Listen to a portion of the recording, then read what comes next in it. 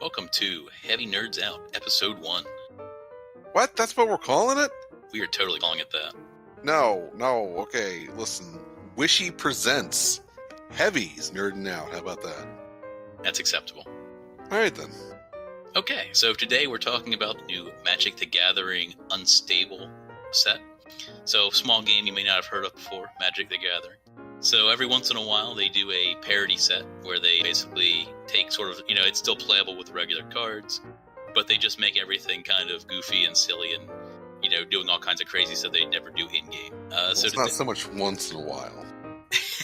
This is their third set in 20 years? That is actually a great question. Hold on.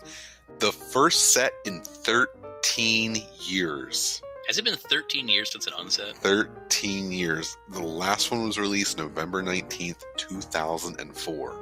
Wow, damn, okay. So, I knew it had been a while. I didn't know it had been that long. Apparently, Marrow does not have the pool that he thought he had there.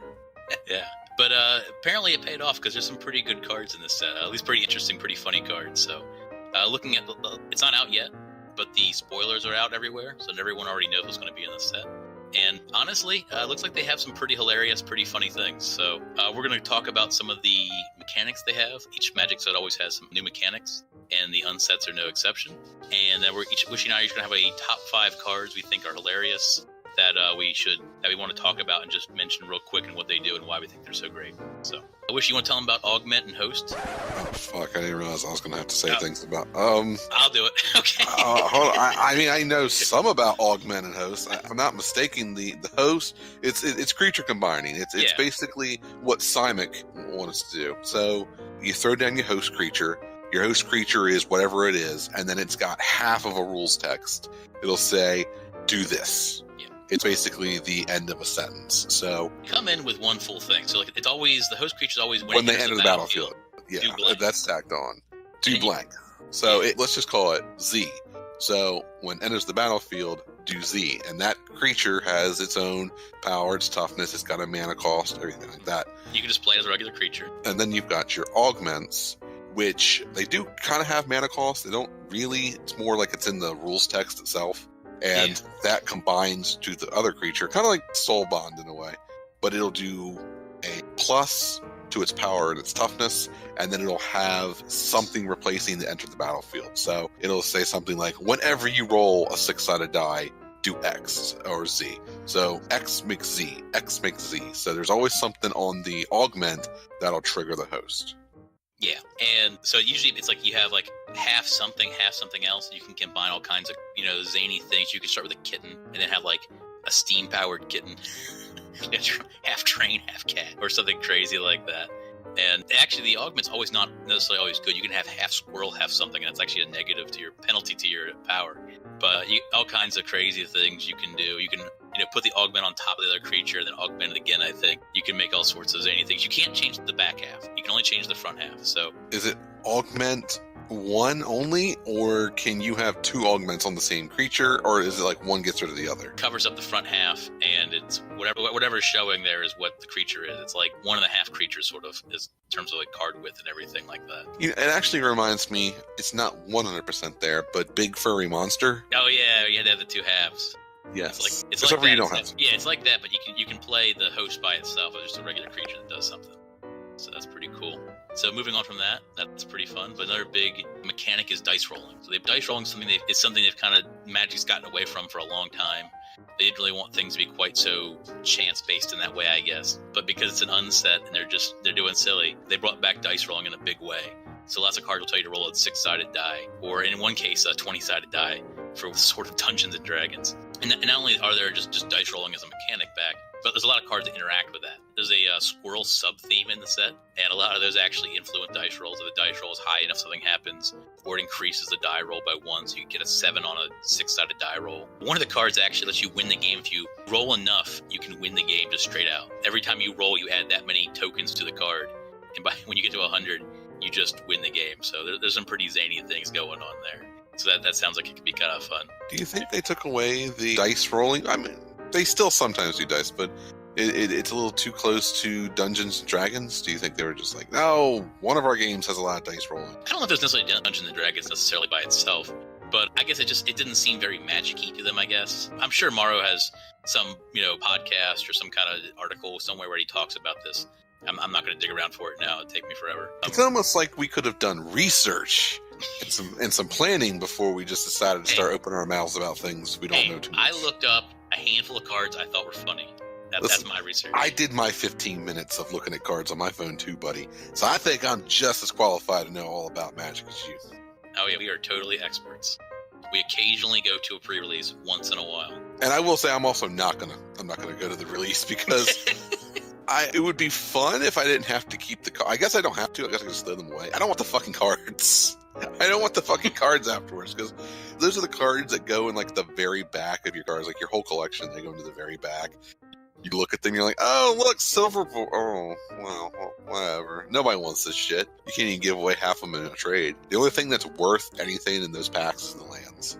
Oh, yeah, those lands are beautiful. So brought back these full art lands, and they're like fuller art lands, pretty much. So they look beautiful. Definitely Google them. The spoilers are everywhere, so it's easy to find them. But they look great. The old unsets, were they the first ones to do the full art lands, I think? Was that where the full art lands first came from? Like an unhinged and unglued or whatever? I don't think it was the first time we had full art lands, but I think it was the first time that the lands were more than just some drawing, some painting. Yeah, they do look great, and they kind of continue that trend with like Zendikar, for example, having the full art lands and everything. But, Zendikar had full art lands because Zendikar is a land-based set. Is a land matters set. Yeah, but I mean, if people hadn't cared about, I wonder if they would have still done that if people hadn't wanted the unset full art lands so much in the past. Would they have thought to actually do a full art land or not? I do think that popularity of the full art lands in the past might have had something to do with that. Oh, I'm looking up the. That's just me, but I'm gonna look this up first. Full art. Anyway, while Wishy's doing that, I'll move on to the next thing. So another little mechanic they threw in there was Last Strike. So as I was complaining to Wishy, I totally thought of this years ago, and I'm sure I was the only one in the entire world that ever thought of this. But Last Strike as a mechanic, so you have First Strike, where you deal your combat damage before other players, before other creatures do. Last Strike is you do your damage afterwards. So if you just had Last Strike, it's bad. It's a negative thing. But it also opens the door up to Triple Strike, which actually there's a three-headed goblin that has Triple Strike, where he does First Strike damage, regular strike damage, and then Last Strike damage. And that's pretty funny. Let a creature hit 3 times, 1 time in combat, so it's kind of a big deal there. Like, it's not really a big deal, but I think it's pretty fun. I almost wish I wouldn't even mind them introducing Last Strike into just the regular game itself. But when would you ever want to have Last Strike? I don't know, but here's the thing, though. Think of it strategically, because you can use it as an excuse to make the creature bigger. So, if you're going to pay 2 mana and the creature has Last Strike, maybe it'll be a 3/3 creature with Last Strike instead of just being like a 2/2 for 2. It's a negative penalty, but that means you can either decrease the mana cost or increase the power and toughness to compensate. I'd rather have First Strike all the time. Yeah, but if you have First Strike, then you increase the mana cost or decrease the power or toughness. So I'm not saying, obviously, First Strike's better than Last Strike, but I'm saying it opens up some fun ideas for when you're making your creatures and everything. Everyone knows the best decks don't have creatures. You're just going to go with Adam's Mill deck or something, or just I won't even say that. Mill is not anywhere close to a good deck. I'd imagine Control or Storm. Fair enough. So the biggest mechanic is the one we haven't mentioned yet. That's all contraptions and assembling and sprockets and all this. So a long time ago in Time Spiral, they had a Steamflogger boss who made contraptions, and it was future sight. So the whole idea was it was going to be stuff in the future of Magic that hadn't come out yet, and a handful of things here and there made their way. Like, I think there was like a Phyrexian looking mirror that like kind of almost like predicted the whole Phyrexian invasion of Mirrodin and everything like that. A couple other things as well. But at the time, the whole contraption thing had been one of those kind of running jokes ever since Future Sight, and they finally pulled the trigger on that. And of course, because it's an unset, they made it as complicated and confusing as possible, where you have a whole separate deck, a whole contraption deck with unique contraption cards, and you have to assemble contraptions, and then you move your count, like the sprocket counter moves up, and every time the sprocket counter moves up, the contraptions do something. And of course, they just made it as silly and as confusing as possible. And even looking at it once or twice, I had to look at it a couple times before I had any semblance of an idea what was going on there. But they added a whole bunch of new Steamflogger things, kind of honoring that whole Future Sight deal with Steamflogger boss. And there's lots of cards that will assemble things. So you might have one of those host augment creatures that every time you do X, it assembles a contraption or something like that. So that's going to be a big fun thing to explore. In fact, if you look at the spoilers, like, oh god, a fourth, maybe a fifth of the cards in the set are literally contraptions. A huge percentage of the cards are just all these silly contraptions that do something, because this whole set is sort of like this weird, the whole universe, I guess, the mythology, as much as you could say for an unset, is you have this clockwork cyborg universe where everyone's like inventing stuff, but it's not like Kaladesh where where it's like a Renaissance thing. This is like a weird, wacky, mad scientist kind of weird thing where you have people, splicing creatures together and making themselves like clockwork knights and all that stuff. So it does open up a lot of interesting possibilities, I guess. So all for people to say, I'm turning my crank 15 times every match, and to the point where you're just disgusted and you want to leave. That's how I intend to win. That's how you're just going to troll. I'm going to play pantsless, and I'm going to look them straight in the eye, and I'm going to sit there and say, I'm turning my crank. That's great, Wishy. Anyway, did you find that thing you were looking up? What was I looking up? I honestly forget. Oh, the lands. Yes, Unhinged. Yeah, that was the first full art lands. Okay, Which I was right. I always liked, because you think about it, the Unhinged, the Unglued, they're funny, and then out of nowhere comes some of the most beautiful lands you've ever seen. Like, you're expecting to see a mountain drawn with crayons. Nope. It's like some of the most beautiful land art you've ever seen. Surprised they didn't do that at some point and make a crayon art land, something like that, for one of the unsets. That's pretty fun. Okay, so we're moving on. You want to talk about some of your favorite cards, Wishy? You do one, I'll do one kind of thing? All right, so it's top 5 for each of us. Yeah. My number 5 it's a green card, and it says, actually, you mentioned it a little bit earlier, as luck would have it. Oh, yeah, is that the one where you win automatically for getting enough? Well, yeah, it's an alt win con. I think it's the only alt win con of the game. It's one green. Kind of. One of mine has an alt win condition as well. Oh. It's not directly. Yeah. Well, mine is a single green mana enchantment. It has hexproof. Whenever you roll a die, put a number of luck counters on as luck would have it, equal to the result. Then, if there are 100 or more luck counters on as luck would have it, you win the game. And you also get to count both rolls if you re-roll a die. Yeah, so and there's a lot of cards that make you re-roll die, and there's a lot of cards that add to your die total too. Like the squirrels have a lot of cards that can do that. As someone who's played other games like HeroClix, the fact that you count the first roll really messes with me, because I'm used to when you re-roll something in like HeroClix, you just never, the old roll is just dead and gone forever. So actually, a lot of these cards remind me of HeroClix. Like in HeroClix, you roll for leadership, you roll for this, you roll for that. Like the entire game is just based off dice rolls, and there's so much dice rolling in this new set. It almost makes me kind of wish that they had just said attacking and blocking, not the same way as it used to be. Now you have to roll. And you have to roll your attack versus their defense. That would be great. I would love that so much. I think maybe that should be like an enchantment or something, but that shouldn't just be like a standard. Only in the game. I feel like only in that one little game, that would be fun. Like that should be a Magic variant where it's not just this guy's got his flying 7/7 and nothing's going to go against it. Now, if he wants to kill your 3/3, I guess that wouldn't be a great example. Because it's 7 off. Okay, if he wants to kill your 3/6, he's got to roll. He's got to roll whatever. He's got to roll whatever. So no one's going to kill. So no one can kill anything with over 6 toughness. You get to roll 2. I guess at that point you get to roll 2 die. I don't know. Make it work. Make it work. Unkillable. For him, you get to roll 4 die. That you make it work. Mark Rosewater. You find a way. Hasbro. You got all that Hasbro. They actually have been working together. They're releasing a miniatures game. It's like NECA, who does HeroClix, is actually teaming up with Wizards to do some kind of Magic card tabletop thing. It's not a HeroClix thing, but it's something else. They've tried a number of times and failed to make Magic into a board game. I would imagine. Anyway, let's move over to the next. What's your 5th? Good. I like the countdown is at 1. All right. So that's a red card. That's 3 and 2 red, I believe. So basically, what was that card, Shazrahad, where you played a Magic sub game? That wasn't even an unset. That was just like way back when Magic had silly, stupid shit in it. Yeah. So this is sort of like that. You play a Magic sub game, but everyone starts at 1 life, so it won't go quite so long. But again, you can have sub games within sub games and all kinds of crazy stuff. But the big payoff is if you win, instead of them taking damage, if they lose the sub game for the rest of the regular game, they take double damage.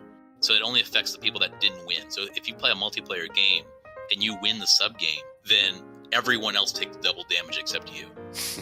And since it's a red card, it really favors a red decks because they have one life. So you can play this, do a sub game, and go, okay, shock, you're dead. Sub game's over. Go back. You now take double damage. So I think that's pretty funny. Now, it's not that I can remember every single card, but is there any red cards that do direct damage in Unstable? Like Shock? Yeah, there is. There's like the Death Ray, like the unfathomably big Death Ray. It's not 1 mana, but it's like 1 in a red or 2 in a red or something like that. They have some cards that do direct damage. I got you. All right. Yeah. I want to make I'm never going to bother to actually do this, but I'd love to make a Boros red-white deck that has like 4 Shashahads and 4 countdowns at 1. Just to have as many sub-games as humanly possible. Maybe some Graveyard Recursion if I could find that in there to just bring them back. I'm not even sure if the countdown is at 1 stacks. I'm not sure if they lose 2 of those if they take quadruple damage. Maybe. I'd have to look at the card again, but that looks like it'd be pretty funny. I feel like a lot of the rules in Unstable and whatever is just whatever you guys come up with. I don't think there's any wrong rules, really. Just whatever you decide. What's your next card, Wishy? My next one would be Animate Library. I remember seeing that one. Tell us about it. Well, Animate Library is an enchantment. It is for colorless, 2 blue, and it says Enchant your library. Enchanted library is an artifact creature on the battlefield with power and toughness, each equal to the number of cards in it. It's still a library. If Enchanted Library would leave the battlefield, exile Animate Library instead. This gives me two happy boners because 1, I like the idea of enchanting your library, which is just fun to me. So, especially if you have a Battle Wits deck, like I was wondering if you were going to mention Battle Wits deck. I feel like Animate Library could just be a real card. I don't feel like it's too off the wall. Also, I like the art. It's by Raymond Swanland. He has a very definitive art style that you can look at Magic cards. He also does... Oh boy, it's Mark Poole. He does album covers. He does book covers for sci-fi, fantasy books, things like that. And if you see it, you know it's a Swanland. Once you get his art on lock, you can look at most of his stuff and realize that's his. So it gets in there mostly just because I like the art as well. It's a very fun card. It's something I considered putting on my list. So my next card, my 4th, I guess, would be Earl of Squirrel. It's a creature. It's 4 2 green, I think, and it's a 4/4. And it's if you ever needed a Squirrel Lord, you got it. It has Squirrel Link. And remember, it does damage. You make that many squirrels, and all your other creatures become squirrels, and all squirrels get +1/+1. So it's just the squirrel has a little powdered wig. It looks like it's all dressed up fancy, like he's like a literal Earl. So it just made me laugh when I saw it. I think it's the promo card actually. When you go to the pre-release, it's like the free card you get for going to a pre-release or something like that. It just looks funny and silly. And because squirrels used to be a big thing in Magic. I mean, they're not a big thing, but they were a thing. And I guess it just got silly because everyone goes, "Oh, how many squirrels does it take to kill Emrakul now?" And it's just obviously silly to make him a 1/1, I guess. But they brought him back for this because again, it's an unset. So I just thought that was pretty funny. This would have been an interesting set to just bring out all the lords people have been asking for. Lord of Lords. I'm surprised they didn't. Yes. Yes. Any creature that gives other creatures +1/+1 gets +1/+1. Well, that's the interesting thing is like most lords are identified by giving the power and toughness boost, but there's some that just give them something else. Like there's an angel that was released recently, I think, that said all your other. It was Avacyn, I think, when she came back. She gave all your other angels indestructible, I think. But I don't think she did anything for their power and toughness. Yeah. Like, I'm making a beast deck, and there's an old Crozian warlord beast guy who only lets you regenerate all beasts, but he doesn't give a power and toughness thing, so. Yeah. Or like Azuri, the elf, all he could do was... well, he could give him +3/+3, but that was more of an overrun. Yeah, you could literally just pay for overrun, basically, anytime. And he could regenerate them. So I always like the more interesting lords. Sort of like, I don't want to just say based off plus whatever, but like Vampire Nocturnus, where he can give him flying conditionally, or Captivating Vampire, where he can do these things. Or there's the Druid. There's an elf Druid that says taps 5 or 7 druids, gain control of target player's lands. I've seen Wishy use this before. It's a fun card. It's a bullshit card. Anyway, what's your next card? My 3 would be Adorable Kitten, Of course. which is just a white card. It's a kitten. It's nothing special, but I just like the art. I want to sit there while I'm bored, while some guy who's taking the game way too seriously is sitting there taking his 15-minute turn, and I'm just going to sit there and look at my little one white adorable kitten in little art, and it says, roll a 6-sided die, you gain life equal to the result. Isn't that a host creature? It's a host creature. Yeah, you can make it. And the funny thing is, you also have an augment that's a kitten. So you could have a half kitten, which is just a kitten. I like the idea that it really would go well in a life gain situation. Just imagine that, like, you're constantly rolling 6-sided dice every time you do whatever the augment says. Because there's some augments that trigger all the time. Yeah, like one's like beginning of upkeep, I think, right? So like just beginning of upkeep, every turn you gain 1 to 6 life. Yes. That's pretty cool. Or if you have the things that increase your die roll, you'd be gaining at least 3 life, anywhere from 3 to 8 life. At the beginning of every upkeep, just because you have a one little tiny kitten. So my next card, I guess my third, is better than 1, as in 2 heads are better than 1. Where it's for a white and a green, I think it's like a sorcery. A player outside the game becomes your teammate. So you literally turn it into a 2-headed giant game, at least on your side. Give them any number of the permanents you already have in any part of your deck or in your hand. So you can give them half your deck, half your hand, and half your lands, or you could just say, good luck, whatever. The idea of just drawing someone outside the game to just join you is pretty hilarious. And it's still kind of good because you're effectively getting teams drawing 2 cards now. So, I mean, you're still drawing extra cards. So that's pretty cool. I kind of want to try that out sometime. Ideally with someone who already knows how to play Magic. I think it'd be more fun if they didn't know how to play Magic. Just someone's walking around and you're just like, hey guy, come here. You add them to your game. It's just like, all right. I'm just here to buy comics. How about you? What's your next card? My number 2, Jellic Rocket, another host. Now this one's kind of expensive. There's definitely a good reason for it, where it's 8 colorless for a 4/4 angel. It's colorless, so it's not an artifact, oddly enough. It's just colorless. And it says, you may destroy target non-land permanent. So whenever it enters the battlefield or your augment does something, you may destroy target permanent. Non-land permanent. Yeah, that's still pretty impressive. Yes, it is pretty incredible. You could have a kitten rocket. Well, they're both hosts, I guess, but yeah. Well, there's an augment kitten, wasn't there? Yeah, you can make a half kitten, half. Yeah, I just like the idea of just get one of the ones that triggers quite a bit, and just at the beginning of your upkeep, you may destroy target non-land permanent. Pretty scary. It is. If it had Hexproof, I would be pretty. That would be a little overpowered, I think. But it's supposed to be for fun, so.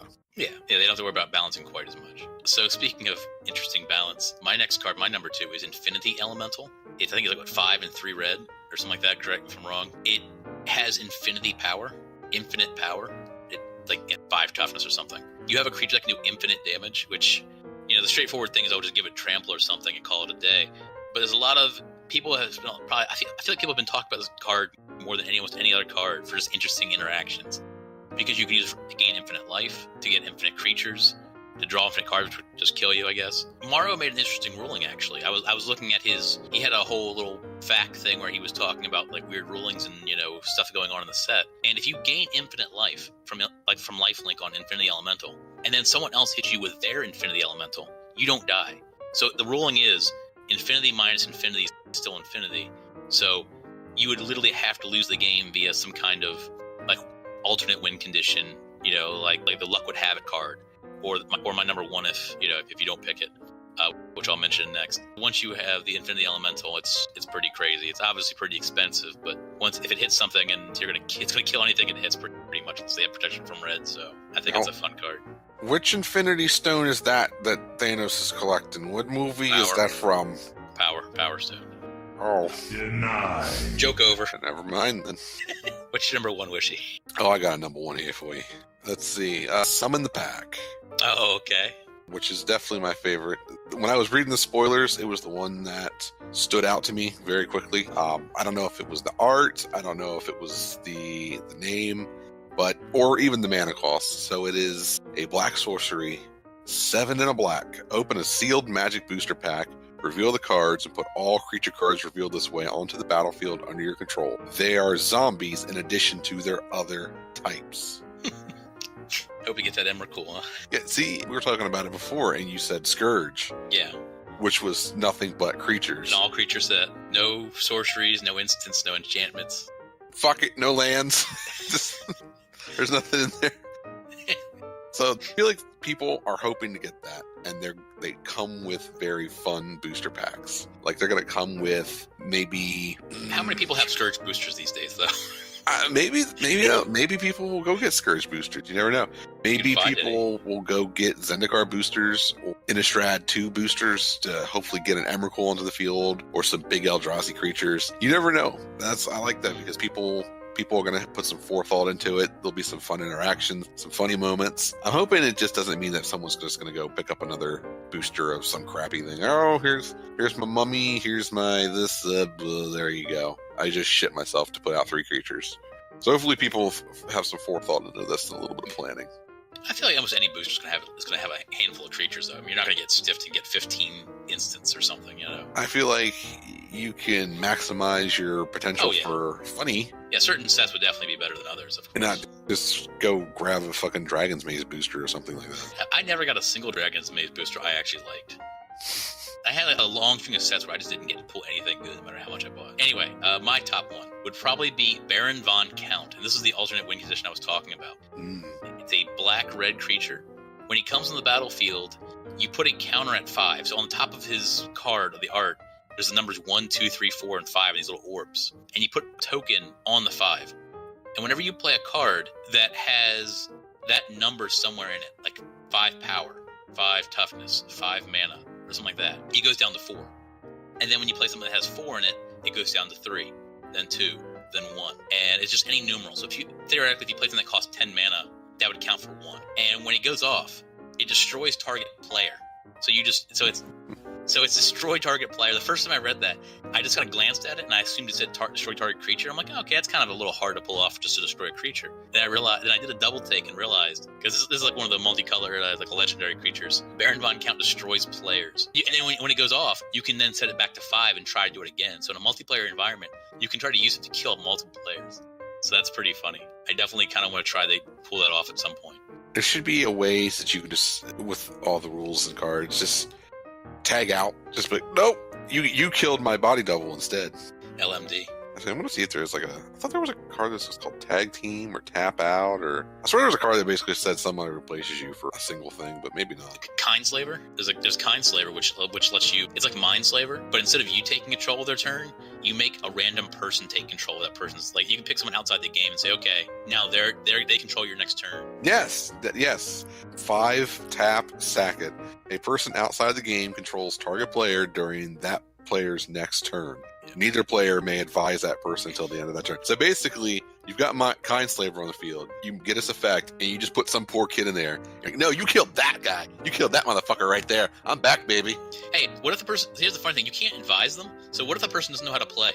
They just sit there and go, I can't tell you how to play the game. I'm sorry. I can't advise you. Then you watch them lose. But they lose, not you. I feel like you should be able to go right back in there with your dice, as it were. Like, all right, let's get back to the game. Those were our top 5, and that was a brief look at the unstable set. So all kinds of interesting, and obviously there's a lot of other things I would have loved to mention that we didn't have time to talk about. X, for example, who sneaks himself to an opponent's hand. Entirely normal armchair, which you sneak onto the battlefield. Sort of Dungeons and Dragons, all kinds of fun cards. So if you're a fan of Magic the Gathering or considering getting into it, I'd recommend looking up some of the spoils, because these cards are actually kind of hysterical, especially if you're used to Magic, and sometimes they get a lot of the references and everything like that. So definitely something worth checking out. And it'll just be out December 8th. So yeah, so by the time we get this podcast out, it'll be coming out pretty soon. So have they already done their pre-release? Because that makes me wonder if the cards are already out there. Oh, they might have, actually. I'm not sure. December 8th is like the release thing. Like, hey guys, you put your thing out, you put your preview out about 2 weeks after everyone has already gotten it. Shut up, Wishy. I think the picture for this one should just be Slowpoke with some magic cards. Yeah, we might have to do that. Anyway, thanks for tuning in. And if you have any questions, feel free to send them, and we might answer them in a future podcast. Send the questions to angelsofgeneralwishy@gmail.com. So just send any and maybe put the title, whether it was State of the Clan or Wishy at the Movies or Heavy Nerds Out or anything like that, for whatever it's appropriate for. General Wishy presents Heavy Nerds Out. Yes, that whatever Wishy just said there. So anyway, thank you for joining us, and I hope you tune in next time.